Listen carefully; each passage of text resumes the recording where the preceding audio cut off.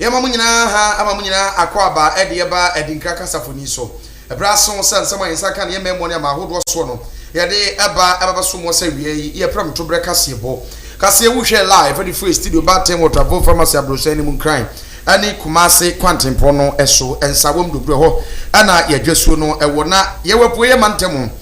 Patoka semu ebeka ne say Eastern region. Kase boy sa wo hwe the free studio Batem we twa no ho fred de at the for modern Ghana. Oko radio column ho ana wabo search button no edinkra radio Ghana na nsema wodo ho no wo so watimi anya bi etie na ye live wo Facebook enti for adwenkyere efa wo fama ye ho ne beje adwenkyere no ne akenkan de ama wo awie ensema de baba som ho no de bedi mu akotre ni bie enie wo de ababetu wiase Ghana say inflation no asan ahwidi akosoro a emu ensem ye de eba baba som ho Ghana yesana ahene yewra Ken Oforiata kasa chim se nukrenie woni Ghana oswafo no hwe dwede won sem so yera alankwa twemate ebe ya dwen sa stamp a yedi esisie ema no ebo ama ne nyina timi konkan etro ho ensem no wode ne be ya dwen na se de Ghana Revenue Authority for said won mani asifa abre no enya sam gitu yanom enti stamp no wuni bi akoe na kokojibi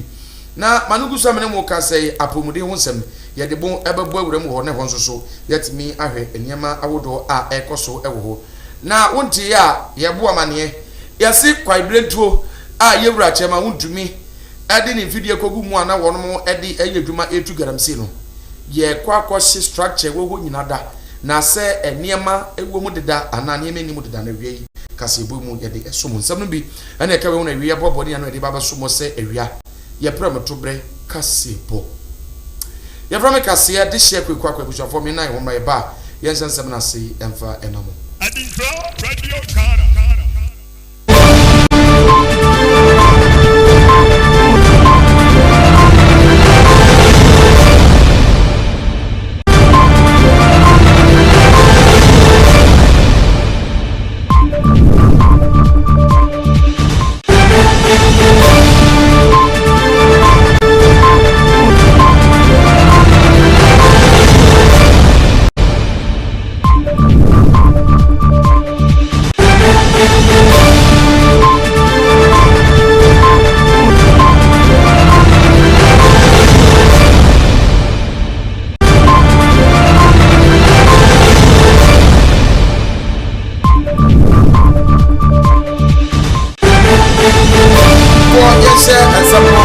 na yemfa emamo sabra manugusu amene mo kase wode aba betu wiase inflation ade asabere ahwiri akwakogina esoro wa wotunu ze bura dwen nti aseso a ade ahadwene papa se manugusu amene wo kase my Ghana yakonta buo ekuo no wono mo de aba betu wi wono kasa tirim se no wono mo ehwe ni mu se betime ahwiri akwakogina wo hanche mu bese aduasa enson achiripo minu 37.2%. Ane no enye asabketo akura na September no emu ana ehwiri ekokogina wa afempi minu ene aduonu minu a ni nyina na ya de hadwene papa na August inflation se de sifa hwiri kogina ye ne de ya de na ekọ ni mu yie papa a enye asabketo bi se wo de tutu enfi do aba betwemu ni nyina eho a efiri afempi minu ene ba ko 2001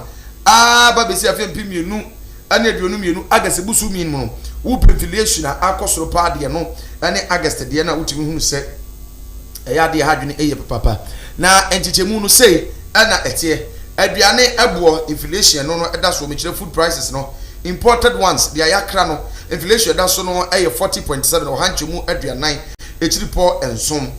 ani nyina no de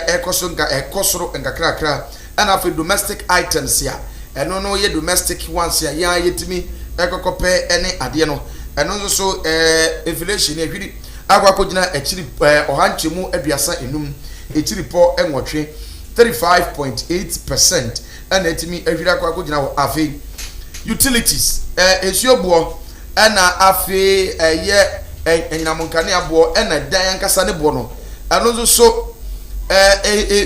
inflation ehwiri akwakogina 68.8% ohanchemu aduasa enwotwe echiripo enwotwe ani na ne de hadwene transport so everyday akwakogina 46.8% ya ni nyina no ade a adwene papa ani ntinia wono mo kan se obi ankra ko manfa nto yem wɔn mo numu nsuo ɛnfa ntwere ɔpɛ na nea akɔ akɔduru no ɛyɛ ade a ano ɛde yi papaapa.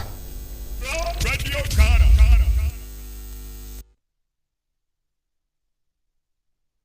Consumer Price Index for the month of September 2022 stood at 140.6. This culminated in a year-on-year inflation of 37.2% for the month of September 2022. Disaggregating this from a food and non-food perspective, food recorded a year-on-year inflation of 37.8% and non-food inflation 36.8%, indicating a 1 percentage point variation between food and non-food inflation for the month of September 2022. From a domestic inflation, otherwise locally produced item and imported items and inflation perspective, we recorded a 4.9 percentage variation as imported items recorded 40.7% for the month of September 2022 relative to 35.8% for locally produced items, or domestic inflation 35.8% for the month of September 2022. We do not present the inflation rate for the previous month and for the year-on-year because of the new series that we've released today. So for purposes of comparison, the chain link has to be done to enable us to do the historic comparison. From a regional perspective, we identified Eastern region recording the highest rate of inflation of 47.1% and the Upper West region the least inflation of 22.9%. Keeping in mind that Greater Accra contributed more than a third to the rate of inflation that was recorded for the month of September 2022. On a month-on-month basis, between August 2022 and September 2022, prices of goods and services went up by 2.0% as rate of inflation. Abusuafo yantoa ensam ne so na afi yenko yenim. Na osofo no hwe edwadie mu ensam so ene Yera Alan Kwadwo Chirematen. One of Minister for Trade and Industry. Now, what is my baby workers such as someone who's a no worker say, Idea, now say no any Ghana Revenue Authority. Up, you may be who and to no Baba Bois, Metro 170 major and Naso Branny, and no, a test line tax stamp. One more upper on Thomas Abdi, one more Eddie Equacomo man for one more Eddie, one Juma Woodward, a woman just managed man Grandma Ganem, any near one more Eton Biano. I was so wouldn't me Eddie test line stampy. Tax stamp no I was so wonu timi di ebi esiso na ehunu se nukrenie ade wei ade wonu twa tro because etro de ye etro gi aman etro ma ho sepe etro ya kwan. In fact se wo nipa watete atete apanse be bi to de mu sa mo akoni adu kra na ye de tro ma wo toa ana wutimi de toa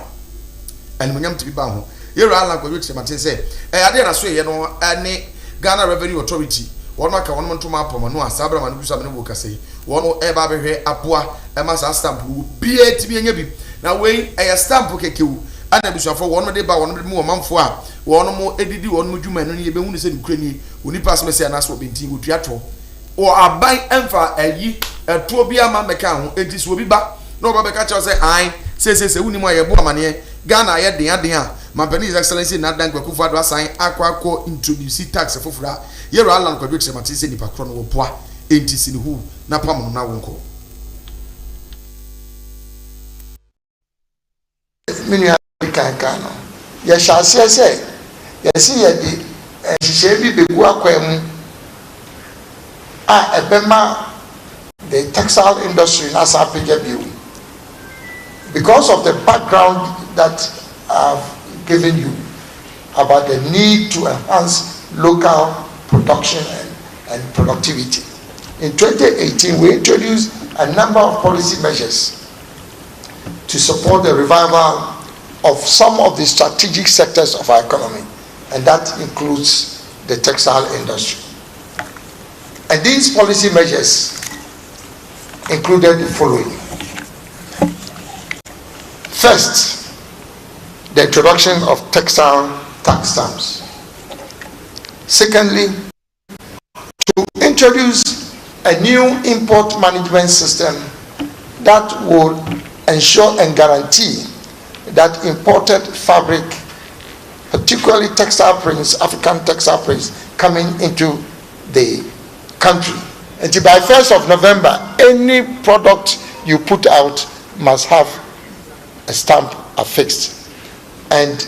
the color scheme for the manufacturers, locally manufactured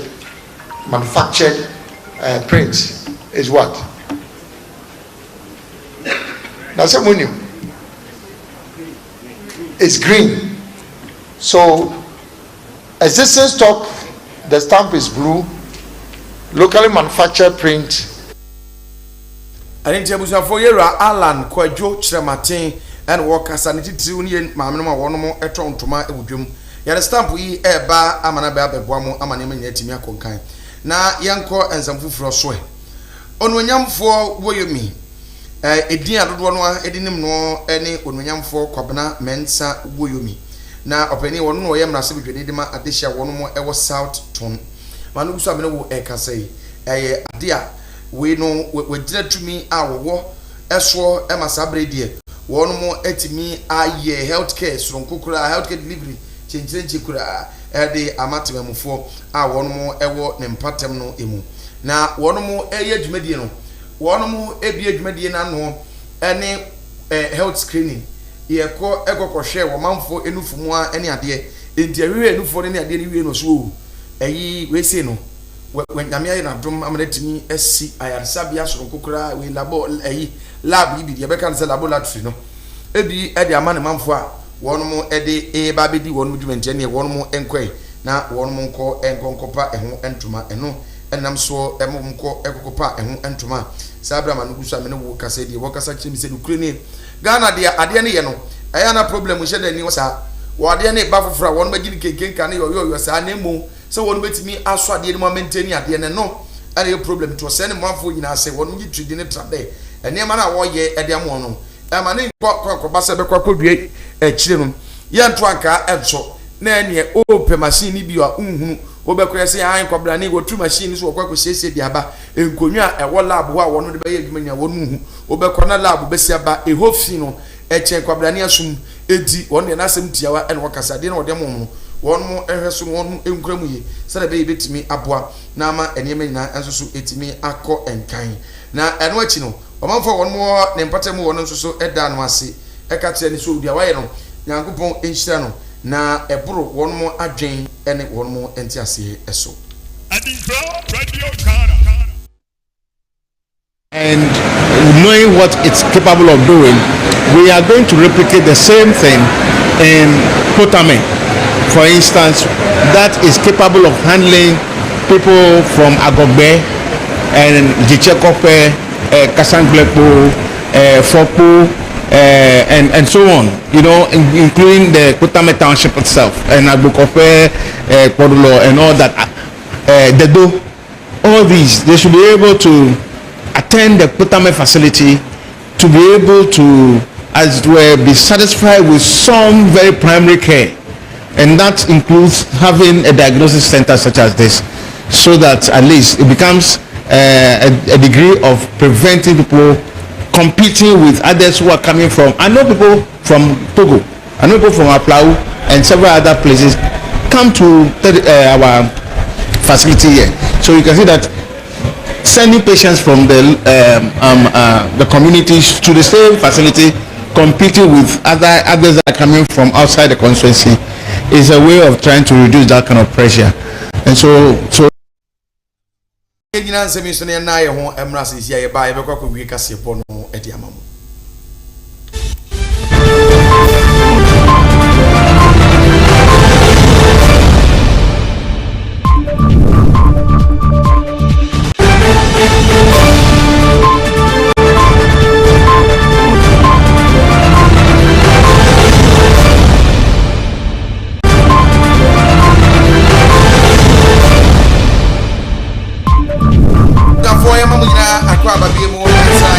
I'm ready in Krakasafuni eso. Na awia prom to breakfast bo na mwani ene maso eguso a mo hwe etie live at the free studio bar temo travel for mass abrosene mu cry ene Kumasi Kwantempo no eso ensawom dubro epoye mantem no emu kase boyi obetma hwe live o Facebook Adinka TV GH sanso so ena obetie bi www.modernghana.com na eno no ukwa wako radio column hona wako search button no wabo Adinka Radio Ghana na ya transam no so na afi yako yenim sabra manugo so amene wo kasempani fo ahye se